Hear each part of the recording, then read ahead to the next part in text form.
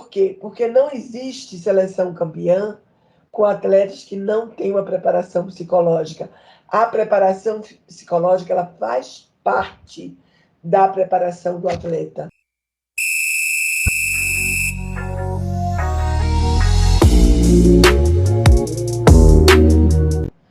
Eu vou te dizer uma coisa, que em alguns momentos eu via aquelas dancinhas, eu que sou uma psicóloga, que trabalho com comportamento, tá?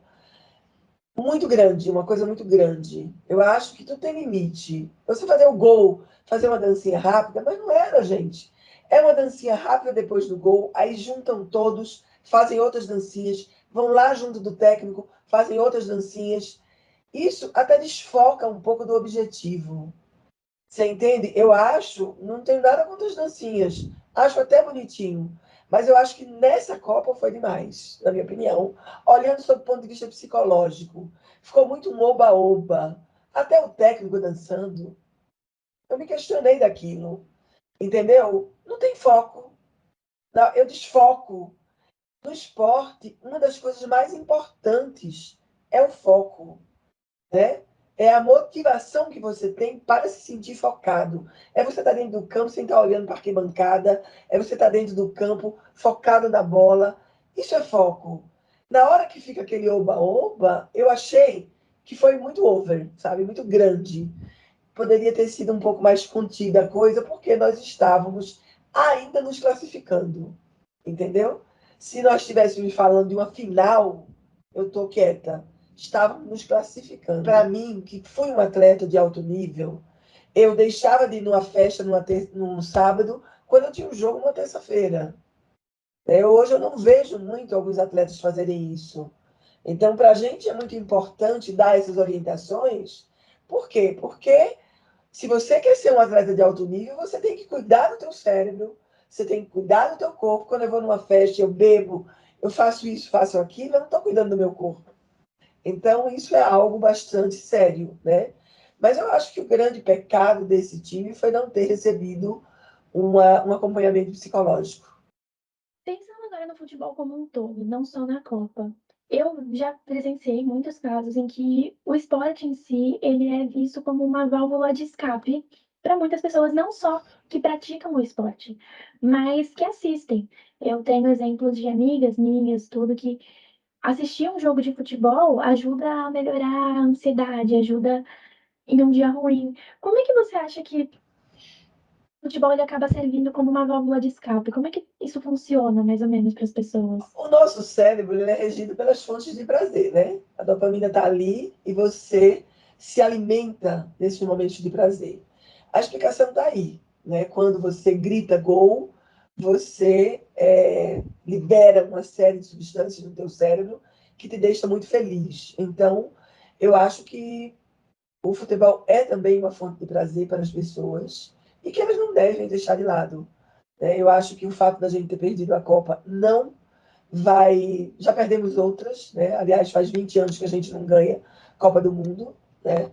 E eu acho que a gente não pode perder a esperança. Eu acho que precisa ser feita algumas coisas. Se forem feitas algumas coisas, quem sabe a próxima Copa a gente possa estar comemorando o Hexa, né? Mas vamos ver. Mas eu acho que a explicação está aí, né? O futebol é uma fonte de prazer como tantas outras, né? Então, eu acho que as pessoas devem continuar com os seus clubes, com os seus times, né?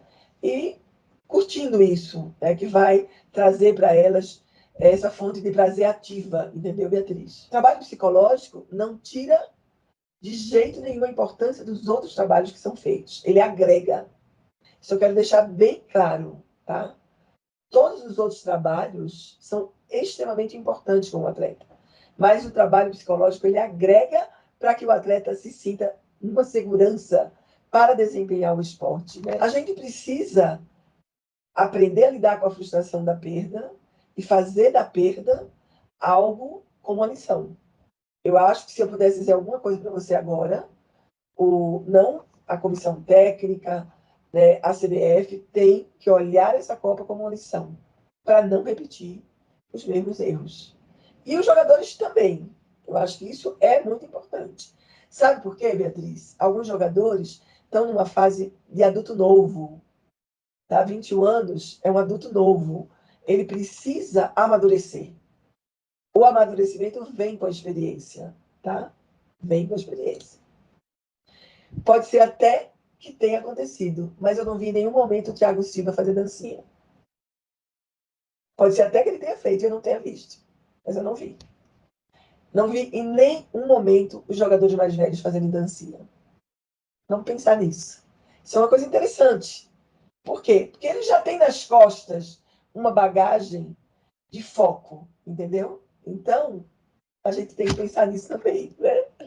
Bom, agora é a última pergunta. Tá. O Brasil ele possui os números de depressão e de ansiedade cada vez mais altos, né? A gente vê os números por aí, tá cada vez pior. Mas, ao mesmo tempo, é o país, ou um dos países, que mais se formam psicólogos. Por que você acha que essa profissão e essas doenças mentais, principalmente na área do esporte, são tão desvalorizadas? Eu acho que isso é uma coisa cultural. Nós, como terapeutas, estamos fazendo um trabalho para que isso mude. Né? No esporte, eu, particularmente, tenho feito um trabalho muito legal com os atletas. Tá? E eu vou dizer uma coisa para você. Os atletas que valorizam a psicologia estão muito bem. Isso é uma coisa que eu tenho visto. Então, eu acho que no Brasil acontece isso, né? Nós não temos muitos psicólogos do esporte, tá? Essa é uma outra questão, tá? Mas a gente está fazendo um trabalho em prol disso. Tá? E muito grata a vocês que estão começando a divulgar isso, né? Eu falei do MDR, hoje o MDR é uma abordagem terapêutica. O MDR significa dessensibilização e reprocessamento por meio dos movimentos oculares. É uma abordagem terapêutica que tem sido utilizada em todo o mundo para o tratamento de traumas. E os traumas do esporte, eles existem. Traumas de performance, traumas de lesões e etc. Então, você que é atleta, vem com a gente fazer MDR, para você se sentir forte dentro do seu trabalho. Muito obrigada. Mesmo, foi incrível. Queria muito agradecer a vocês, né, do Mundo Verdão. Eu sou palmeirense, então eu tô com vocês a hora que vocês precisarem. Muito grata por tudo.